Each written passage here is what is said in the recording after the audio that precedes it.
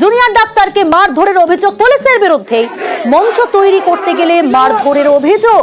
প্রতিবাদ ধর্মতলায় অবস্থান জুনিয়র ডাক্তারদের। ধর্মতলায় পুলিশ জুনিয়র ডাক্তারদের মধ্যে বচসা। স্যার আপনি হ্যারাস করছেন স্যার, স্যার কি করছেন স্যার? ছেড়ে দাও স্যার, স্টুডেন্ট আছে আমরা, ডাক্তার বলছে নিজে। হ্যাঁ ডাক্তার আছে স্যার, আপনি হ্যারাস করছেন স্যার। আর উনি ওখানে দাঁড়িয়েছিলেন, তাকে ওই ম্যাটাডোরের মানে সবসময় সে দুর্বল হয়েছে স্যার, আমি জেনে নিই, আমি এটাকে জেনে নিই। এই অবস্ট্রাকশনটার কারণ সেটা, নাহলে আমাদের অবস্ট্রাকশন করার কোনো সেটা একটু স্যার আমরা সামনে যেতে দিন। স্যার কি করছেন স্যার? ছেড়ে দাও স্যার। অভিজিৎ রয়েছে সহকর্মী। অভিজিৎ, মঞ্চ বাঁধার কি অনুমতি ছিল? তাহলে কেন?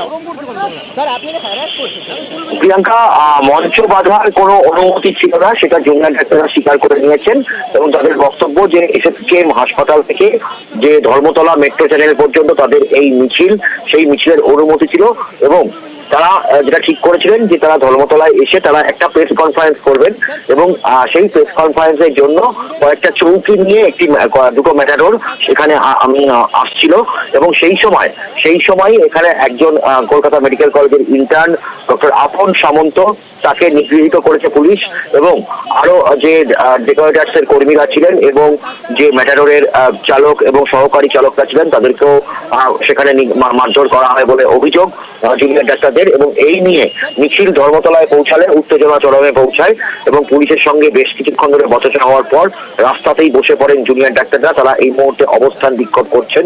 তাদের বক্তব্য যে পুলিশকে নিঃশর্তভাবে ক্ষমা চাইতে হবে এই ঘটনায় এবং ততক্ষণ তারা এই অবস্থান বিক্ষোভ চালাবেন। এবং এখনো যা পরিস্থিতি, পুলিশের সঙ্গে তাদের মাঝে মধ্যেই আলোচনা চলছে যে যদিও পুলিশের পক্ষ থেকে বারবার করে বলা হচ্ছে যে এরকম কোনো ঘটনা ঘটেনি, যেহেতু অনুমতি ছিল না তাই জন্যই তারা যারা এখানে চৌকি নিয়ে এসেছিলেন তাদেরকে তারা জিজ্ঞাসাবাদ করেন, কিন্তু কোনো মারধরের ঘটনা ঘটেছে বলে তাদের মনে হয় না। এবং এই নিয়ে এখনো জুনিয়র ডাক্তাররা এখানে রাস্তার মধ্যেই বসে পড়েছেন। ঠিক মেট্রো সিনেমা হলের বিপরীতে রাস্তায় জওহরলাল নেহরু রোডের উপরে রাস্তাতেই তারা বসে অবস্থান বিক্ষোভ করছেন।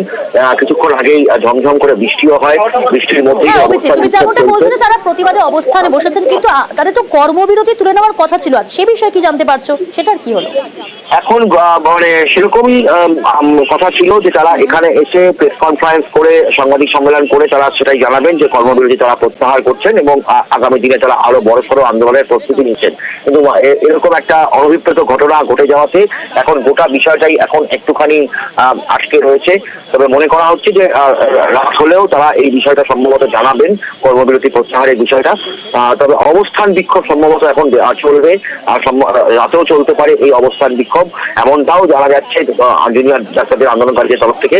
তবে যে পরিস্থিতি, প্রাকৃতিক দুর্যোগ, মানে মাঝে মধ্যে বৃষ্টি হচ্ছে, বৃষ্টির মধ্যে স্বভাবতই সংখ্যাও কমে গেছে, জুনিয়র ডাক্তারদের সংখ্যা কমে গেছে, রাস্তাতে জলও জমে গেছে।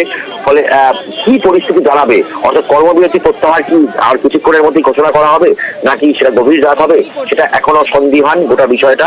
তবে যা মনে হচ্ছে জুনিয়র ডাক্তারদের যেটা বক্তব্য ছিল, গতকাল প্যানজিবি সারা রাত ধরে চলে এবং সেখান থেকেও যে অভিমত উঠে এসেছিল তারা বলেছিল যে তারা সরকারকে সময়সীমা হাতে দিচ্ছে, তাদের যে সরকার যে দাবি, তাদের যে দাবিগুলো ছিল সেই দাবিগুলো যদি সরকার মেনে নেয়, আর আজকে থেকে তারা আগামীকাল থেকে তারা কর্মবিরতি প্রত্যাহার করবেন এবং প্রত্যাহার করে তারা কাজে ফিরবেন এবং পাশাপাশি সরকারকে তারা চূড়ান্ত সময়সীমা দেবেন।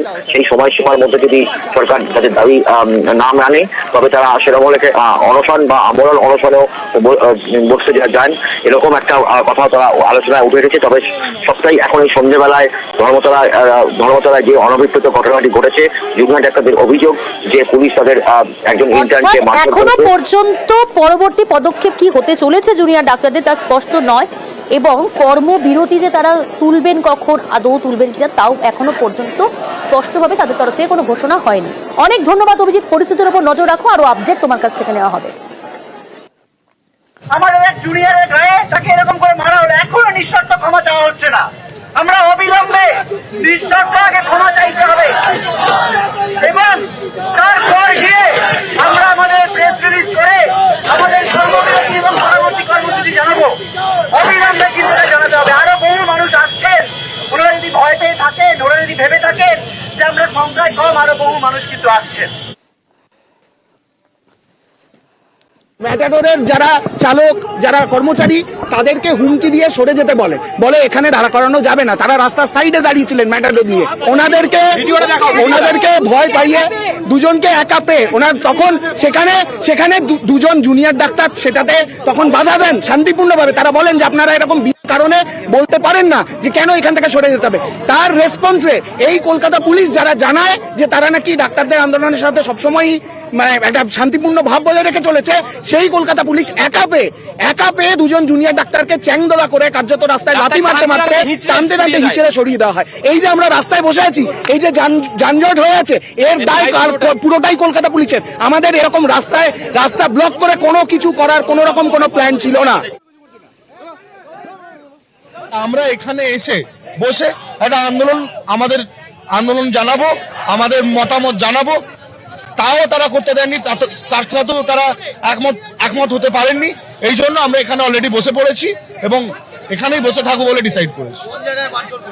এইখানেই হয়েছে একদম বিনা প্ররোচনায়।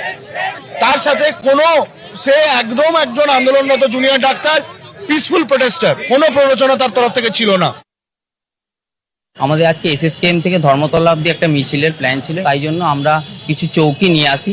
সেই চৌকির যে গাড়ি, সেই গাড়িটা দাঁড়িয়েছিল ওয়াই চ্যানেলে। কিছুজন পুলিশ আসে, বারবার ওই গাড়িগুলোর ছবি তুলতে থাকে এবং বারবার ওদিকে বলার চেষ্টা করে যে এখানে গাড়ি দাঁড় করানো যাবে না। 15 থেকে 20 জনের মতো পুলিশ হঠাৎ করে আসে, ওদের উপর ধমকি দেওয়া চালু করে যে এখানে গাড়ি দাঁড় করানো যাবে না, তোমাদের লাইসেন্স ক্যান্সেল করে দেবো, গাড়ি বাজেয়াপ্ত করে দেবো, ব্যবসা বন্ধ করে দেবো। আমাদের যে মিছিল, সেই মিছিলের অনুমতি নেওয়া ছিল, ওয়াই চ্যানেলে সভা করার অনুমতি ছিল। যখন কোশ্চেন করি, স্যার আমি মেডিকেল কলেজে, কি করে আটক করা হয়েছে?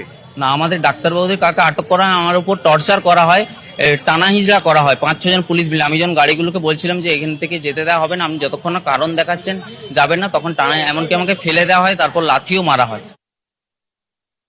আমরা অবস্থান মেট্রো চ্যানেলের ওই সামনে যে জায়গাটা, সেটা নিয়েও কি আপত্তি করছে পুলিশ? হ্যাঁ, বলছে পারমিশন দেওয়া যাবে না, রাস্তা ব্লক হয়ে যাবে। আমরা বলছি আমরা তো রাস্তা ব্লক করবো, আমরা সাইড করে আমাদের কিছু কর্মসূচি আছে সেটা আমরা ঘোষণা করব, সেই জিনিসগুলো করব। বলছে না রাস্তা ব্লক হয়ে যাচ্ছে, দুর্গাপুজো আসছে ইত্যাদি। আমরা রাস্তা তো ব্লক করবো না, রাস্তা ব্লক করার কথা কোথা থেকে আসছে? বলছে এখন রাস্তা ব্লক করে রেখেছেন। আমরা এখন রাস্তা ব্লক করার কারণ তো অন্য, এখন রাস্তা ব্লক হয়ে যাওয়ার কারণ তো অন্য। আমরা তো সামান্য অবস্থান মঞ্চ একটা করার কথা ছিল, সে নিয়ে আসছিল, তাদেরকে এরকম করে করা হলো। আপনারা তাহলে কি অবস্থান বিক্ষোভ চালাবেন? হ্যাঁ, চালাবো।